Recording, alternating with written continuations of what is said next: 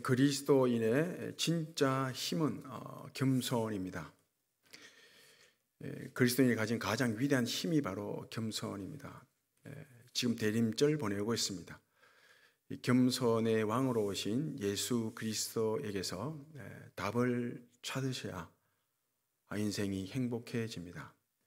그는 근본 하나님의 본체시나 하나님과 동등됨을 여기지 아니하시고 자기를 비워 종의 형체를 가지사 사람들과 같이 되셨고 최고의 겸손이죠.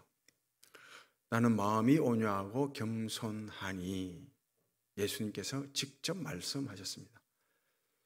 베들레헴 가장 작은 마을, 가장 작은 갓난 아이의 모습으로 오신 예수 그리스도.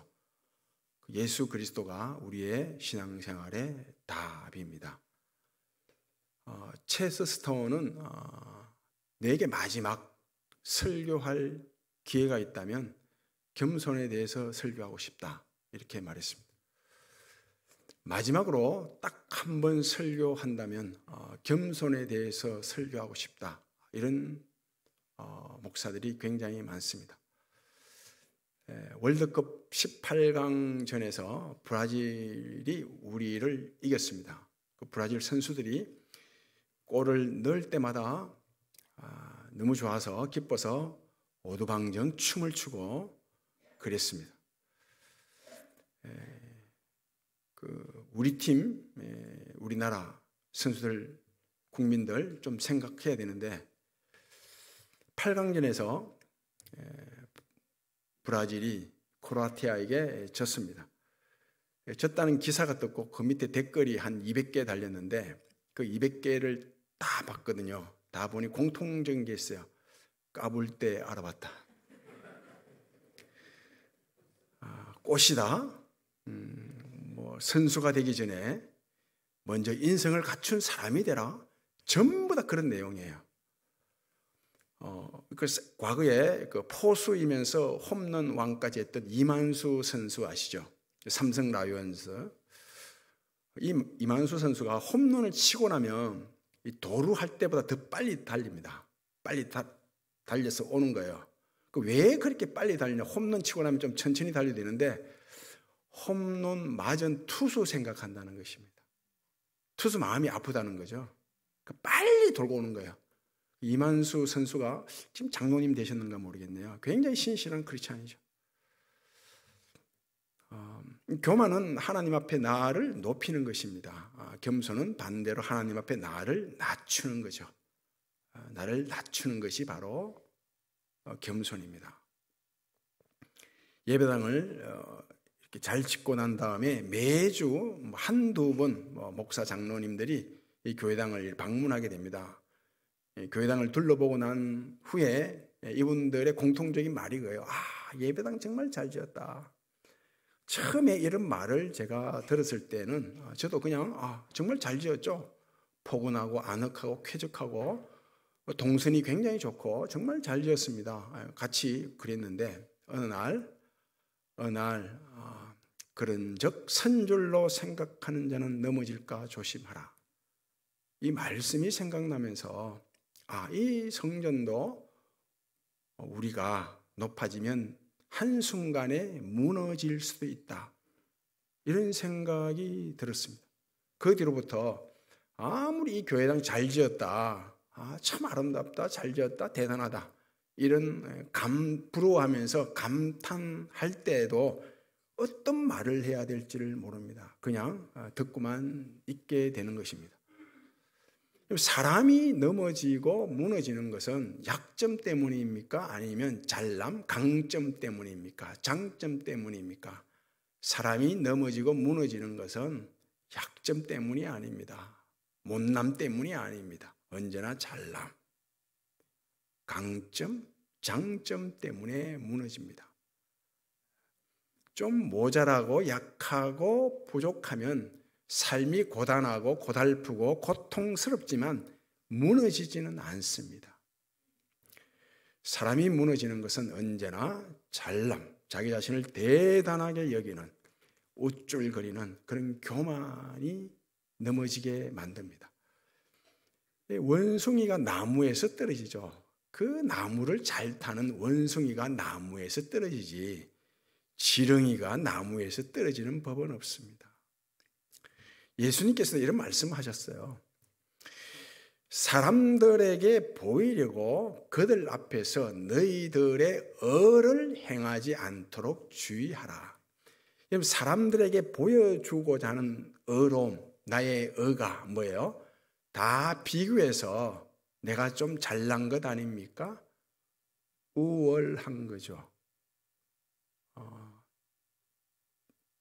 니한테 없는 것 내게 있고 나의 잘남입니다. 비교해서 더 나은 것, 대단히 여기는 것, 우쭐거리고 싶은 것, 그것이 바로 보여주고자 하는 나의 의로움이에요. 사울 왕 보십시오. 사울 왕 집안이 얼마나 좋았습니까? 굉장한 가문이죠. 베냐민 지파가 아주 훌륭한 지파죠. 그리고 이스라엘 모든 백성들 가운데 가장 출중했다고요. 출중했다고. 이 사울 왕이 결국 무너지죠. 그 잘남 때문에 남들에게 없는 그 출중함, 우울감 때문에 무너진다고요. 사람들이 잘한다고, 너 참 괜찮다 잘한다고 칭찬하고 박수 보내고 그랬죠. 사람들의 인기를 의식했죠. 그래서 그 인기 따라 살다가 결국 망합니다. 넘어집니다. 난 참 인기가 많다. 많은 사람들이 나를 찾는다. 내게 관심을 보인다. 그 인기로 인해 결국 무너집니다. 사람은. 압살롬 왕이 있죠. 왕이 아니네. 아들. 다윗 왕 아들 압살롬. 이 압살롬에 대해서 성경은 말하기를 머리끝에서 발끝까지 결점이 없었답니다. 완벽했다는 거예요. 굉장히 잘난 거죠. 머릿결이 얼마나 고왔던지 모든 백성들이 다 부러워할 정도였다고 말합니다. 이 압살롬이 무너지죠. 망가집니다. 그 잘남 때문에 그 아름다운 머릿결이 상수리 나무에 걸려서 무너지는 거죠. 다윗 왕을 보십시오. 다윗 왕은 좀 다릅니다. 모든 이스라엘의 왕들이 왕에 즉위하고 그리고 죽고 나서 다음 왕이 세워집니다. 열왕기 역사서를 보십시오. 다 그래요. 모두 사울 왕도 그렇고 다 그래요. 다. 죽고 난 다음에 왕이 죽고 난 다음에 그 다음 왕이 세워져요. 그러나 다윗은 그렇지 않습니다. 다윗은 먼저 왕위를 내려놓고 난 다음에 왕이 세워져요. 죽지 않았는데 왕위를 내려놓습니다. 무엇을 뜻하냐 하면 이 왕이 자기 목숨이 이 왕위가 내 것이 아니다. 집착하지 않았다는 거예요. 하나님이 준 선물이다. 그걸 안 것입니다. 이왕 죽는데 우리가 이왕 죽는데 언젠간 죽잖아요. 죽는데 1년, 2년 빨리 죽는 게 뭐 대수입니까? 괜찮죠. 1, 2년 빨리 죽는 거. 이 왕이도 마찬가지예요. 왕의 보좌에 앉아 있는데 언젠간 내려와야 되잖아요. 내려와야 돼요. 그런데 1, 2년 빨리 내려온 게 뭔 대수입니까? 내려올 수 있지. 다윗은 이런 의식을 가지고 있었어요. 하나님이 주신 거라는 거예요. 목숨도 하나님이 줬고 이 왕의 자리도 왕의 보좌도 하나님이 주셨다. 그래서 먼저 내려갈 수 있다는 거예요. 먼저. 그래서 기꺼이 내려옵니다. 먼저. 내려오고 난 다음에 왕이 오르고 솔로몬이 오르고 그 다음에 죽는다. 이렇게 성경은 기록합니다. 신기하죠. 다윗처럼 약점 많은 사람이 없었잖아요. 얼마나 허물이 많았어요. 다윗은 안 거예요. 이 약점 허물 다 하나님이 주신 것이다 라고 생각하고 하나님의 은혜를 채우는 통로로 사용하죠. 약점을 하나님의 은혜로 채우는 법을 알았다고요. 히스기야 왕 죽음의 벽을 만났어요. 도저히 사람의 힘으로 왕의 힘으로 고칠 수 없는 낫게 할 수 없는 죽음이라는 벽을 만났습니다. 이 죽음이라는 벽을 만나자 히스기야 왕이 자기 낯을 벽을 향하여 엎드리죠. 기도합니다. 오래 기도하니 하나님과 심정을 통하게 되고, 그러자 하나님이 감동하시고 불쌍히 여기죠. 하나님의 은혜로 벽이 무너집니다. 죽음의 벽이 무너집니다. 이 죽음이라는 것은 외부 환경이죠. 외부 환경의 벽을 만납니다. 누구나.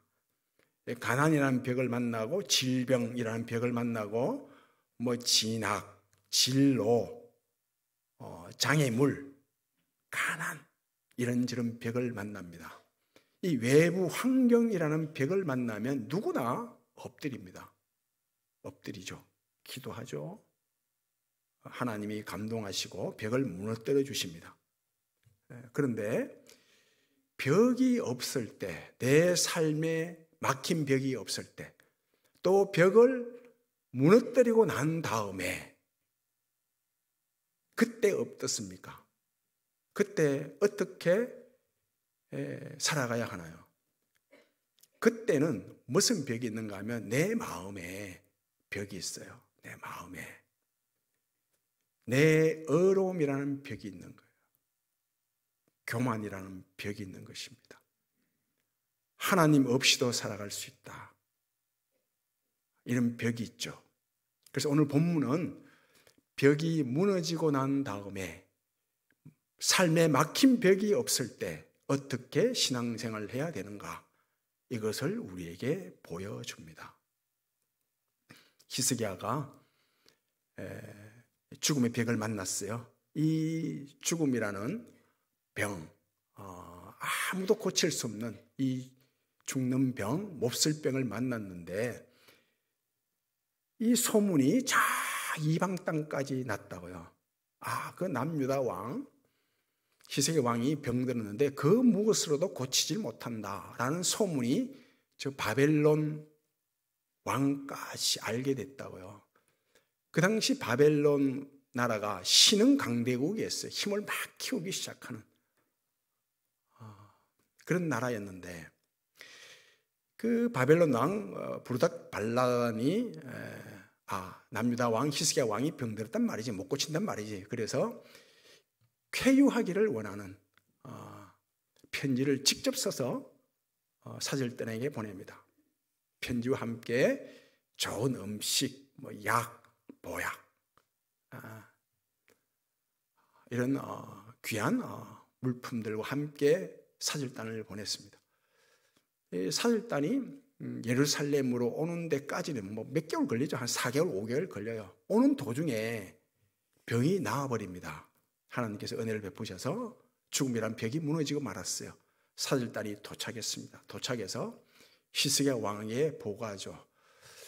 우리 바벨론 왕이 당신을 굉장히 걱정을 많이 했습니다. 당신을 굉장히 아낀 왕이라고 했습니다. 그래서 손수 쾌유하기를 바라는 편지를 써서 이렇게 가지고 왔습니다. 귀한 음식도 약도 보약도 가지고 왔습니다. 그랬다고요. 그러니 히스기야 왕이 얼마나 기분이 좋아요. 보세요, 히스기야 왕. 얼마 전에 18만 5천 명이라는 아수르 군대가 하룻밤 사이 다 죽어버렸죠. 아수르 군대를 물리쳤어요. 그리고 자기가 죽을 병에 걸리고 이 병이 나았죠. 얼마나 기뻤겠습니까? 죽는 줄 알았는데 나은 거예요. 굉장히 좋아요, 기분이 지금. 그런데 바벨론 왕까지 사절단을 보내서 선수 편지를 적어 보내서 굉장히 당신을 아끼는 왕이다. 그리고 또 귀한 어떤 약, 음식 다 가져와서, 그러니 굉장히 기분이 좋은 거죠. 너무 기쁨이 큰 거예요. 슬픈 감정도 그렇고 기쁜 감정도 그렇고 너무 커지면 이성을 잃어버립니다. 너무 기쁘면 이성을 잃지 않습니까? 그래서 괴성 소리를 지르고 환호성 지르고 그러죠. 슬픈 감정도 마찬가지예요. 너무 슬픈 감정이 커버리면 이성을 잃어버립니다. 이성이 깨져요. 생각이 깨져버리고 말이 깨어져 버리고 행동이 깨어져 버리고 일상이 깨어져 버립니다. 그렇습니다. 기쁨도 슬픔도 느끼는 감정이 너무 흥분하고 커지면 넘지 말아야 할 선을 넘어버려요. 선을 넘게 된다고요.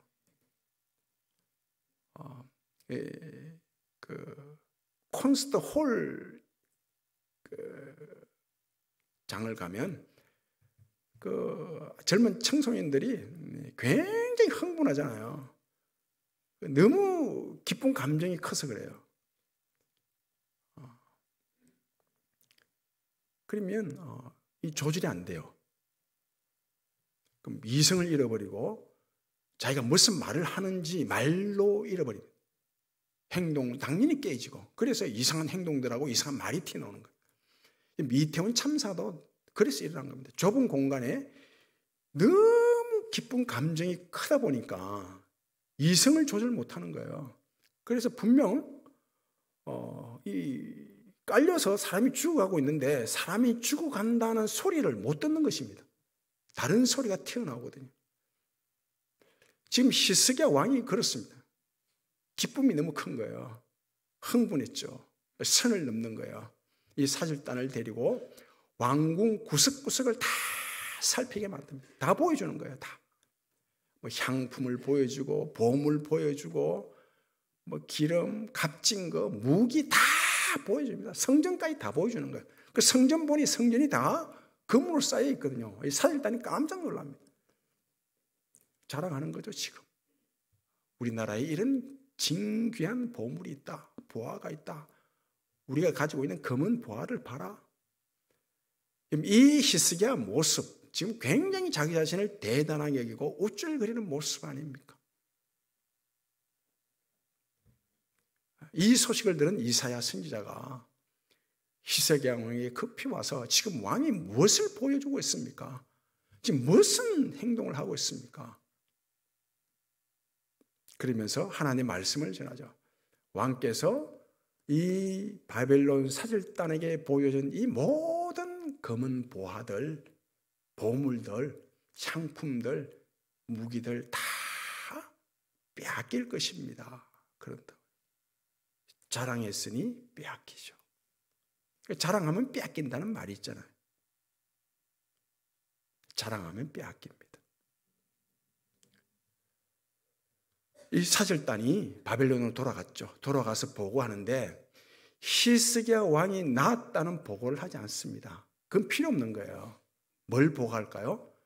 예루살렘 가서 보았던 보물들, 보화들, 향품들, 무기들 다 보고하는 거죠. 왕이요. 그 예루살렘 성전은 기둥까지 다 금으로 입혀져 있더이다. 그런다고요. 그때부터 탐내기 시작하는 거죠. 바벨론 왕이 노리기 시작합니다. 빼앗아 와야 되겠다. 결국 좀 지나서 다 빼앗깁니다. 하나님 말씀 그대로, 이사야가 전한 하나님 말씀 그대로 후손들이 다 포로로 잡혀가죠. 심지어 마지막 왕은 그 진귀한 보물, 금은 보화를 보았던, 자랑했던 그 눈이 다 뽑힌 채로 포로로 잡혀가거든요. 성경을 보면 자랑하라라는 말도 있고 자랑하지 말라라는 말씀도 똑같이 나옵니다. 자랑하지 말라고 하죠. 먼저 하나님이 주신 것 자랑하지 말라라고 말합니다. 하나님이 똑똑한 자식을 주고 많은 물질을 주고 건강을 주고 자리를 주고 권력을 주고 그거 자랑하지 말래요. 무엇을 자랑하라라고 말씀하는가 하면 하나님을 자랑하라 그럽니다. 하나님을 자랑하라. 예레미야 9장 33절 34절 말씀입니까? 거기 보면 여호와께서 말씀하시되 지혜로운 자는 지혜를 자랑하지 말며 지혜 자랑하지 말라는 거예요. 그리고 군사는 그의 용맹을 자랑하지 말며 군사력 자랑하지 말라. 부한 자는 그 부를 자랑하지 말라. 자랑하는 자는 이것으로 자랑할지니, 그러면서 이것을 자랑해래요. 그게 뭔가 하면 명철하여 하나님을 아는 것을 자랑하라. 그리고 이어서 하나님은 사랑으로 행하시고 정의로 행하시고 공의로 행하시는 것을 깨달은 그 깨달음을 자랑하라 라고 말합니다. 야고보서 4장 16절이죠. 그 전에 이렇게 말씀하죠. 너희 생명은 마치 아침 안개와 같아. 잠시 잠깐 있다가 사라지는 안개와 같아. 그러면서 이 안개와 같은 너희 인생인데, 너희 인생에서 너희들이 자랑하는 것들은 다 허탄한 자랑이다. 허탄한 것들을 자랑하는데 이 자랑은 악하다. 이렇게 말씀합니다. 하나님이 주신 것 자랑하지 말래요. 하나님을 자랑해요. 하나님을 자랑하는 것은 언제나 하나님 앞에 내가 겸손하게 살아가, 나를 낮추는, 겸손하게 살아가는 모습으로 나타나죠. 그래서 이렇게 말씀합니다. 복음을 자랑하라는 거예요. 복음. 바울이 그러잖아요. 내가 복음을 부끄러워하지 아니하노니. 이거 복음을 자랑한다는 거거든요. 부끄러워하지 않는 것입니다. 복음을 자랑하라. 십자가 외 다른 것은 내가 자랑하지 않는다. 이 십자가만 자랑하라는 거예요. 십자가만. 그리고 낮아짐을 자랑하라. 이렇게 말씀합니다. 낮아짐을 자랑하라. 약함을 자랑하라.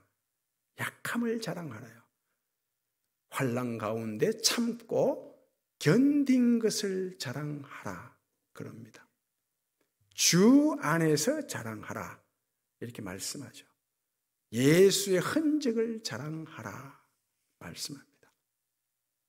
나는 날마다 죽노라. 날마다 십자가 지는 것을 자랑하라. 이렇게 말씀합니다.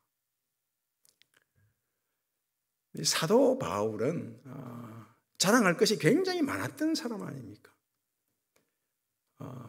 최고의 학부에서 공부를 했고, 로마 시민권을 가지고 있었고, 영적으로도 자랑할 것이 굉장히 많았어요. 삼청천을 경험했잖아요. 셋째 하늘 가서 하나님 보좌를 직접 봤던 바울입니다. 천국에 어떠하다는 것을 직접 본 바울이에요. 삼청천 경험한 것 자랑합니까? 자랑하지 않습니다. 병 고치는 은사가 참 많았죠. 컸어요. 얼마나 병 고치는 은사가 대단했는가 하면 바울의 그림자만 밟아도 귀신이 떠나고, 바울이 가진 손수건만 얹어도 병이 낫고 그랬습니다. 얼마나 대단한 은사입니까? 자랑해요, 이거? 자랑하지 않습니다. 다른 사람의 병을 참 잘 고쳤는데 그림자로도 고치고 손수건으로도 고치고, 근데 진작 본인이 병을 앓고 있었잖아요. 간질병을 앓고 있었어요. 다른 사람의 병은 참 잘 고치는데 자신의 병은 못 고치는 거예요. 그럼 간질병이라는 것이 숨길 수 있는 병이 아니잖아요. 다 드러나잖아요, 간질병은. 그러니까 바울을 좋아했던 사람도 있지만 미워하고 싫어했던 대적자들도 교회 안에 많았어요, 굉장히. 그래서 이 대적자들이 바울을 비난하고 정죄하는 것입니다. 야, 바울이 다른 사람의 병을 고치면서 왜 지 병, 간질병은 못 고치냐. 그래서 바울이 고치는 병은 다 가짜다, 속임수다, 마술이다. 막 이런 식으로 비난하고 욕하는 것입니다. 그러니 바울이 이걸 참 견디기 힘들죠. 그래서 기도합니다. 이 간질병 떠나가기를 기도하는 거예요, 하나님 앞에. 그런데 바울이 간질병 떠나가기를 기도하는 것은 좀 다릅니다, 우리하고. 이 병 낫고 싶어서 기도하는 게 아니에요.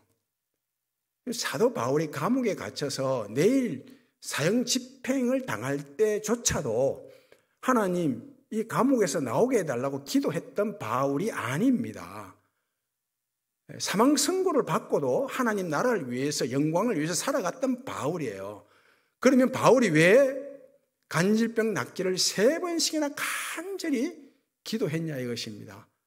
덕이 안 되는 거예요, 덕이. 하나님의 영광이 욕먹는 거예요. 다른 사람의 병은 고치고 자기 자신의 병은 못 고치니까 주위에서 대적자들이 욕하잖아요. 꼼수라고 속임수라고. 아닌데. 그래서 하나님, 내 병을 내가 못 고치니까 이렇게 하나님의 이름이 욕먹고 하나님의 영광이 가려집니다. 이 덕이 안 됩니다, 교회에. 그래서 고쳐달라고 간절히 기도했는데 하나님 응답하십니다. 어떻게 응답하세요? 병 낫도록 하지 않죠. 네가 이 간질병을 인해서 육체의 가시죠. 육체의 가시로 인해서 네가 내 앞에 엎드리지 않느냐, 낮아지지 않느냐. 그 낮아짐을 통해서 내 은혜가 너에게 내려가지 않느냐, 내 강함이 나타나는 것이 아니냐. 그 바울이 알게 되죠. 이 엎드리는 거, 낮아지는 것을 통해서 하나님의 강함이 나타나는구나. 내가 약할 때 곧 강함이구나. 이걸 알게 되는 거예요. 이거 알게 되니까 사도 바울이 늘 고백하기를 이런 고백을 하죠. 모든 성도들 가운데 내가 가장 작은 성도다. 이 성도들과 비교했는데 자기가 가장 작은 성도래요. 그리고 내가 죄인 중에 괴수다. 우두머리다. 이 성도의 명부를 쭉 작성할 때는 제일 밑에 꼬랑지에 기록하고 자기 이름을, 죄인의 이름을 기록하는, 죄인의 명부를 기록하는 데는 자기 이름을 첫 번째로 기록하는 거예요. 겸손을 한 거예요. 하나님 앞에 어떻게 살아가야 되는지. 낮아짐을 알게 된 거예요. 낮아짐을 자랑하는 거죠. 하나님을 만났던 사람들의 고백이 다 그래요. 하나님을 만나면 반드시 이런 고백이 나와요. 베드로 보십시오. 주님을 처음 만나고 나니 어쩝니까? 주님, 나는 죄인이로소이다. 나를 떠나소서. 그런다고요. 이사야 선지자도 마찬가지예요. 거룩하신 하나님을 만나고 나니 화로다, 나는 망하게 되었도다. 그런다고요. 예레미야 선지자도 마찬가지죠. 나는 아이라, 나는 슬픈 자입니다. 그런다고요. 아브라함도 마찬가지죠. 하나님 앞에 기도하기를 재와 티끌 같은 내가 감히 하나님께 아뢰입니다. 기도합니다. 그런다고요. 한나도 그러잖아요. 나는 슬픈 여자라. 그런다고요. 이 하나님을 만났던 사람들의 공통적인 고백이 낮아짐이에요. 낮아짐. 겸손이죠. 임금이 행차하는데 내가 고개 들고 빳빳이 어깨에 힘주고 이래 있습니까? 큰일 납니다. 엎드리죠. 납작 엎드립니다. 임금 행차요 그러면 뭐 누구나 할 것 없이 다 엎드립니다. 임금이 행차하는데 어떻게 어깨 힘주고 내가 대단하다고 내가 설치고 그러겠어요? 그러지 않습니다. 또 그러잖아요. 임금이 감히 어느 안전이라고 큰 소리 치고 힘주고 고함치고 그러냐? 그러지 않습니까? 물이 낮은 곳을 향해 흐르죠. 하나님의 은혜도 낮은 곳을 향해 흐릅니다. 교회에서도 가정에서도 직장에서도 낮은 자로 살아가셔야 됩니다. 힘을 빼셔야 됩니다. 그리스도인의 최고의 미덕은 겸손입니다. 그리스도인의 진짜 힘, 가장 위대한 힘은 겸손입니다. 하나님 앞에 나 자신을 낮춰야 하나님이 보입니다. 일하시는 방식이 보여요. 내가 십자가보다 더 높아버리고 주님보다 더 높아버리면 보이지 않습니다. 낮아져야 합니다. 겸손, 그리스도인의 최고의 미덕을 삼아, 겸손을 미덕 삼아 늘 하나님의 은혜가 임하는, 하나님이 앞장서서 행하시는 그런 영광과 축복이 있기를 바랍니다. 아버지 하나님 감사합니다. 우리는 늘 하나님 앞에 겸손할 수밖에 없습니다. 겸손, 그리고 또 겸손, 겸손한 모습으로 살아가 하나님이 우리를 통해서 일하시고 하나님의 강함이 나타나시고 하나님의 은혜와 축복이 임하는 놀라운 영광 있게 해 주옵소서. 예수님 이름으로 기도하옵나이다.